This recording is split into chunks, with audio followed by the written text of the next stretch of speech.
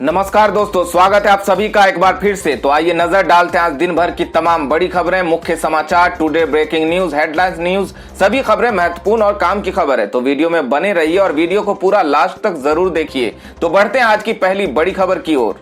प्रधानमंत्री गरीब कल्याण अन्न योजना के तहत मई और जून के लिए फ्री राशन को मिली मंजूरी। 80 करोड़ लाभार्थियों को मिलेगा फायदा। बता दें कि कोरोना की दूसरी लहर ने फिर से देश को संक्रमण की जद में ले लिया है। आलम यह है कि रोजाना रिकॉर्ड तोड़ कोरोना के नए सामने आ रहे हैं। वायरस से मौतों का आंकड़ा बढ़ रहा है। वहीं बढ़ते कोरोना संक्रमण के मद्देनजर राज्य सरकार अपने हिसाब से अलग अलग पाबंदियां लगा रही है।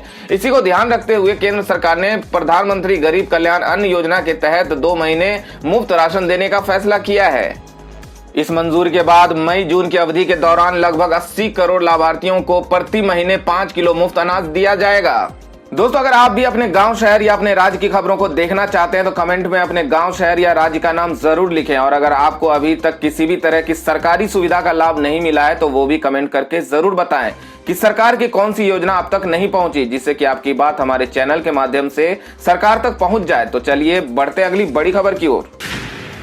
उत्तर प्रदेश में फिर बढ़ाया गया लॉकडाउन। अब 10 मई तक रहेंगी पाबंदियां। बता दें कि कोरोना वायरस संक्रमण की दूसरी लहर ने उत्तर प्रदेश में हाहाकार मचा रखा है। तो वहीं प्रदेश सरकार ने कोरोना के बढ़ते प्रसार को रोकने के लिए लॉकडाउन को 10 मई दिन सोमवार की सुबह 7 बजे तक बढ़ा दिया है। हालांकि इस दौरान पहले की तरह ही जरूरी सेवाओं की छूट रहेगी। लॉकडाउन बढ़ाने का फैसला टीम 11 के साथ बैठक के बाद प्रदेश के मुखिया योगी आदित्यनाथ ने लिया है। बता दें कि प्रदेश में पहले वीकेंड लॉकडाउन को 2 दिन के लिए बढ़ाया गया था, जो आज सुबह 7 बजे खत्म होना था। लेकिन अब सरकार ने पूरे हफ्ते लॉकडाउन लगाने का ऐलान कर दिया, यानी सोमवार सुबह 7 बजे तक पूरे प्रदेश में लॉकडाउन लागू रहेगा।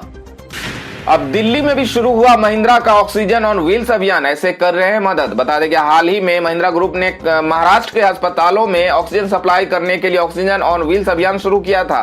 अब कंपनी ने इसे दिल्ली में भी शुरू कर दिया है। बता दें कि कंपनी के इस अभियान को 24 घंटों के भीतर काफी अच्छी प्रतिक्रिया मिली है। इस समय जब देश के लगभग सभी अस्पताल ऑक्सीजन की कमी से जूझ रहे हैं, महिंद्रा महाराष्ट्र से बाहर इस अभियान का विस्तार कर मरीजों की सहायता के लिए हाथ बढ़ाया है। महिंद्रा एंड महिंद्रा के सीईओ आनंद महिंद्रा ने खुद ट्वीट कर इस अभियान को दिल्ली में भी शुरू करने की जानकारी दी है। यूपी में अब शराब पीना हुआ महंगा। शराब पर लगा कोविड टैक्स, जाने कितनी बढ़ी हैं कीमतें। बता दें कि यूपी में शराब पर भी कोरोना का असर देखने को मिला है। योगी सरकार ने प्रदेश भर में शराब की कीमतें बढ़ा दी है। सरकार ने शराब पर कोविड टैक्स लगाया है। बढ़ी हुई कीमतें मंगलवार से लागू हो गई है। कोविड टैक्स लगाए जाने के बाद शराब की बोतल पर 10 रुपए से 40 रुपए तक का इजाफा होगा।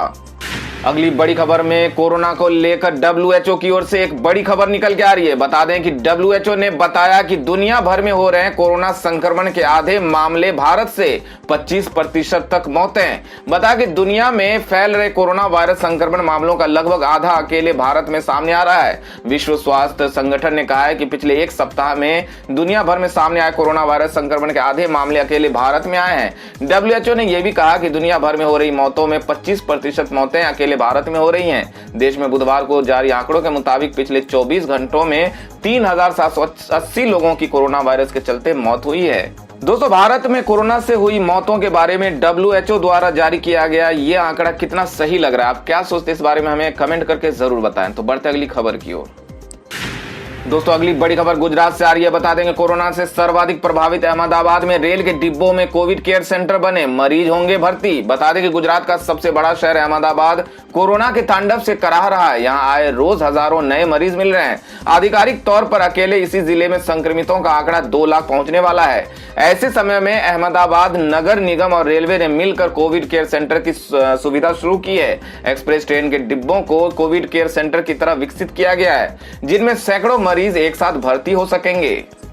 तो खबरों में आगे बढ़ने से पहले आपको याद दिला दें कि अभी तक आपने वीडियो को लाइक नहीं किया तो लाइक कर दें, दोस्तों को शेयर भी कर दें और ऐसी ही बड़ी और ताजा खबरों के लिए हमारे चैनल को सब्सक्राइब भी जरूर कर लें। तो बढ़ते हैं अगली बड़ी खबर की ओर।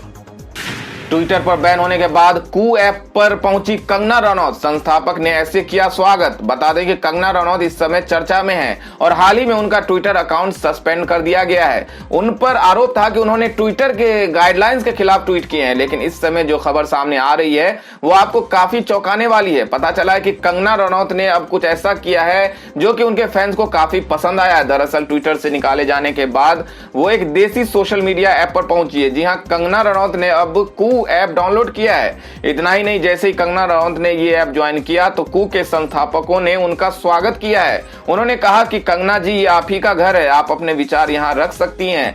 कंगना रनौत के फैंस उनके ट्विटर सस्पेंड होने के बाद से काफी नाराज हैं। दोस्तों, ट्विटर द्वारा कंगना रनौत के अकाउंट को सस्पेंड कर देना क्या ट्विटर का सही फैसला था? आप क्या सोचते हैं इस बारे में हमें कमेंट करके जरूर बताएं। तो बढ़ते हैं अगली बड़ी खबर की ओर।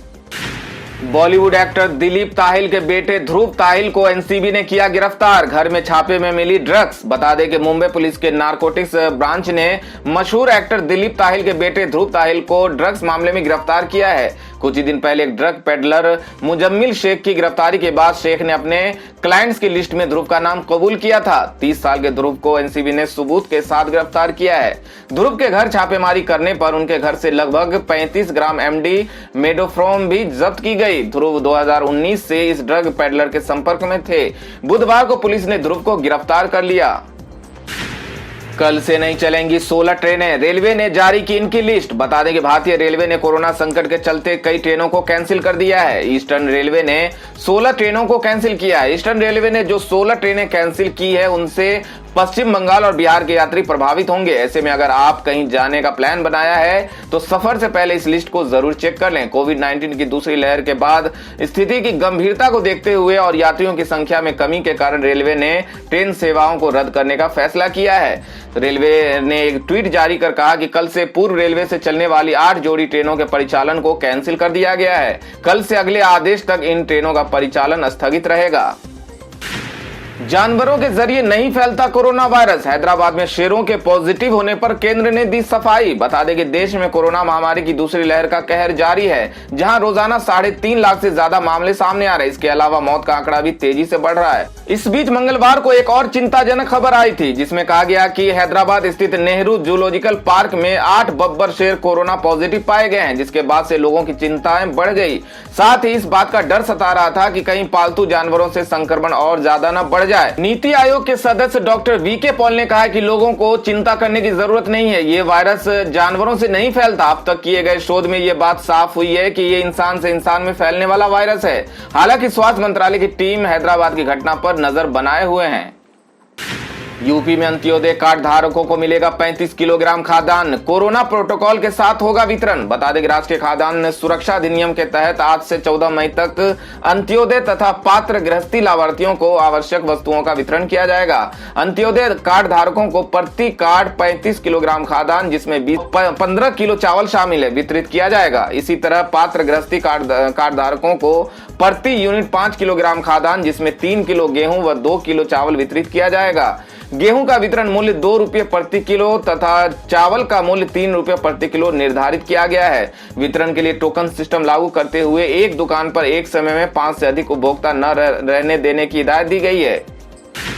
कोरोना मरीजों को बैठे मिल रहा है मुफ्त खाना। गुरुद्वारे में हर दिन बनती है 500 से 600 थालियां। बता दें कि कोरोना संकट के बीच देश की राजधानी दिल्ली में संक्रमित मरीजों की मदद के लिए हर कोई अपने अपने स्तर पर प्रयास कर रहा है। कोई व्यक्तिगत रूप से मरीजों के लिए ऑक्सीजन का इंतजाम कर रहा है, तो कई मरीजों को अस्पताल में भर्ती कराने में मदद कर रहा है। इसके अलावा कई सामाजिक संस्थाएं और एनजीओ लोगों के साथ कंधे से कंधे मिलाकर खड़ी है। ऐसी एक संस्था पिछले कई दिनों से दक्षिणी दिल्ली के कई इलाकों में कोरोना संक्रमित मरीजों को खाना खिलाने का काम कर रही है। इस संस्था का नाम है गुरु अमरदास सेवा ट्रस्ट। इस संस्था ने दिल्ली के कालकाजी इलाके में गिरिनगर गुरुद्वारा प्रबंधक कमेटी के साथ मिलकर दक्षिणी दिल्ली में कोरोना संक्रमित मरीजों को मुफ्त खाना खिलाने का काम शुरू किया। सेवा के तौर पर ट्रस्ट के लोग गुरुद्वारे में पौष्टिक आहार बनाते हैं और उसके बाद इसे उन संक्रमित मरीजों तक पहुंचाया जाता है जो होम आइसोलेशन में है। ये मरीज वो होते हैं जो होम आइसोलेशन में रहकर खाना नहीं बना पाते। ऐसे लोगों को ट्रस्ट की तरफ से पूरे परिवार का खाना भिजवाया जाता है। सब्जी से लेकर किराना सामानों के दामों में बेतहाशा वृद्धि, लोगों के घर का बजट बिगड़ा। बता दें कि कोरोना संक्रमण से जूझ रहे लोगों को इन दिनों महंगाई की मार भी सता रही है।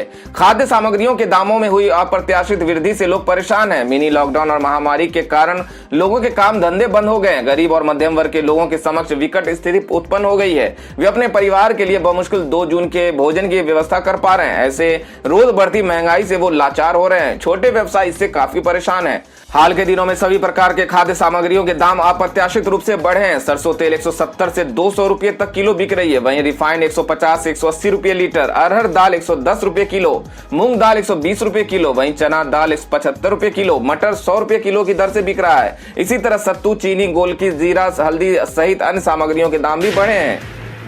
अगली खबर में बात कर लेते हैं आज के सोने और चांदी के ताजा भाव के बारे में। तो बता दें कि सोने के भाव में आज के दिन गिरावट का रुख रहा। सराफा बाजार में सोने का दाम 46,580 रुपए प्रति 10 ग्राम पर रहा। वहीं चांदी की कीमत 70,000 रुपए प्रति किलोग्राम पर पहुंच गया।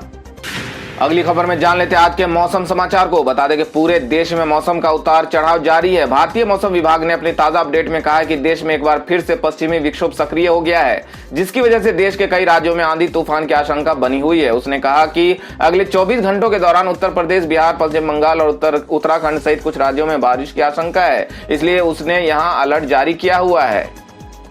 तो दोस्तों ये थी अब तक की सभी बड़ी खबरों की अपडेट्स। टुडे ब्रेकिंग न्यूज और लेटेस्ट खबरों को देखने के लिए हमारे चैनल को सब्सक्राइब जरूर कर लें। वीडियो लाइक और शेयर जरूर कर दें अपने दोस्तों और रिलेटिव्स के साथ।